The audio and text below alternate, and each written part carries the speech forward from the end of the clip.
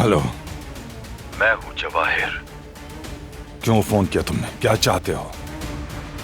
सुना है बारान काराबे ढूंढ रहा था, उसे मेरा सलाम भिजवा देना। क्या समझते हो तुम अपने आप को? ओह, बात करने का अंदाज ही बदल गया। आखिर इतनी खुद एतमादी कहां से आ गई है तुम्हारे अंदर? साफ साफ जवाब दो जवाहिर। फराद को क्यों गोली मारी? तुम्हारा हदफ तो बारान था ना? फराद से तुम्हारा क्या मतलब? हसन, तुम होते कौन हो मुझसे ये सब पूछने वाले? हाँ? फराद ने कितने गुनाह किए हैं क्या तुम नहीं जानते? उसने जेहान के साथ जो कुछ भी किया। तुम समझते हो बारान इनाम देगा उससे? सब कुछ जानते हुए भी तुम अनजान बन रहे हो।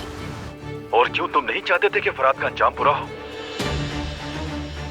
मैंने तो बस अफरा तफरी चाहिए थी। फराद को गोली मारने का नहीं कहा। और मेरे सवाल का ये जवाब नहीं है। जवाब चाहिए तुम्हें? तो देता हूं तुम्हें जवाब। फराद ने मुझे धोखा दिया तो मैंने उसे सबक सिखा दिया। खबरदार रहो, अगला निशाना तुम न बन जाओ हसन। ये लो कॉल कार्ड दो शाहिद।